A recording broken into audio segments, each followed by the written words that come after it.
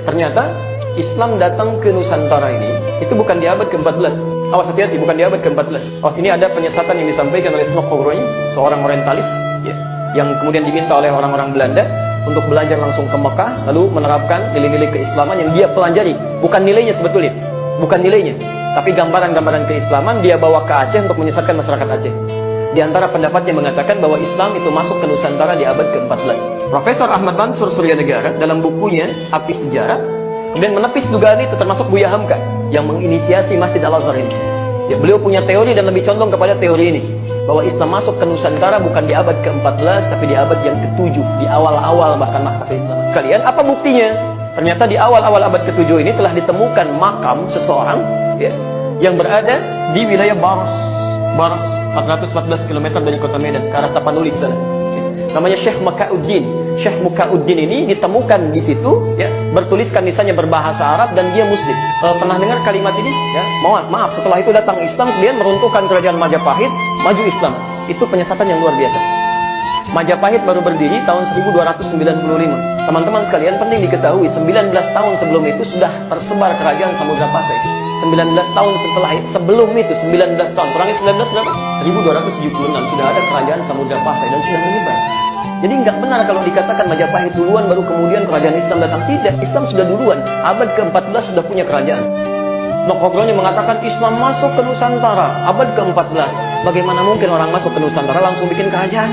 Orang Sumatera pada kemana? Ya, jadi ketika masuk tersebar abad ke-7, kemudian mengembangkan keislamannya sampai jadi kerajaan abad ke-14. Jadi sesungguhnya Islam masuk ke Nusantara ini masih di awal-awal masa kehidupan Nabi SAW dan masa awal sahabat, abad ke-7. Nah, Islam apa yang dibawa oleh para sahabat ini sampai datang ke Nusantara dan menyebarkan sampai sekarang ada? Ternyata Masya Allah, bukan yang jauh-jauh. Mereka membawa petunjuk Nabi SAW. Mereka ajarkan Quran.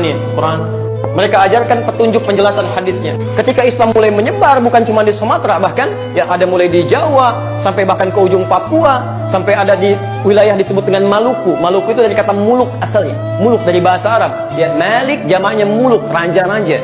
Karena di sana banyak kerajaan-kerajaan Islam pada waktu itu. Ada Ternate, Tidore, Bacan, macam-macam. Jadi Muslim. Di Maluku itu Muslim semuanya dulu ya. Diutus kemudian ke Nusantara. 9 orang, 9 dalam bahasa Jawa disebut dengan Songo. Yang dekat dengan Allah Subhanahu wa Ta'ala. Rajin ibadah, baik. Ya, para ulama ini. Ya, disebut dengan wali. Al-Awliya At-Tis'ah, wali Songo. Itu asalnya ulama-ulama hebat. Ada sejarahnya. Saya tidak sembarangan menyampaikan ini ya. Saya sampai ke Aceh tuh mengejar ahli nasab. Saya ke Aceh, diskusi dengan ahli nasab, belajar dari beliau. Yang paling menarik teman-teman sekalian, mereka ketika datang membawa manhaj luar biasa. Dibawa diutus dengan 2 bendera. Satu bendera hitam yang melambangkan pada kiswah Ka'bah. Singkatnya 9 orang ini, ada yang berasal dari Palestina, Syekh Aliyuddin, Syekh Hasanuddin. Ada yang berasal dari Mesir, Syekh Ahmad Al-Jumadil Kubra. Beliau nanti bahkan punya 2 anak. Satu orang diajak ke Nusantara, namanya Maulana Ishaq. Ya, satu orang lagi tinggal di Mesir, namanya Syarif Abdullah. Dari Maulana Ishaq ini nanti turun keturunan-keturunan. Keturunannya siapa? Ya, pendiri 2 ormas Islam besar di Indonesia. Kiai Haji Muhammad Hashim bin Asy'ari mendirikan NU tanggal 31 Januari 1926.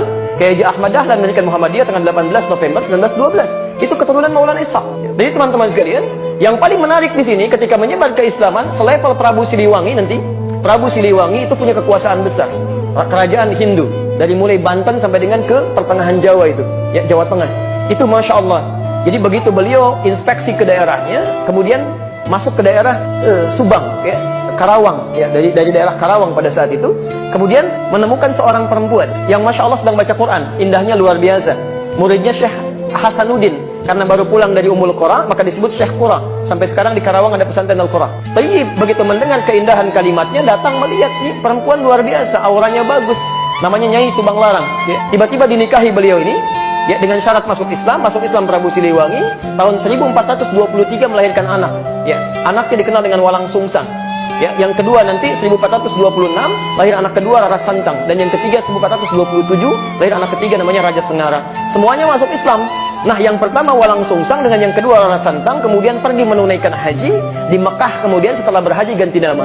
Yang satu jadi Abdullah Iman, yang satu jadi Syarifah Mudaim. Saat akan pulang ketemu dengan anaknya Ahmad Jumadil Kubra yang kedua yang dari Mesir sedang haji.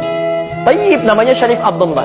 Dilamar kemudian Syarifah Mudaim lewat kakaknya Abdullah Iman, dinikahkan di situ, nggak ikut pulang ke Nusantara. Beliau kemudian ikut ke Mesir.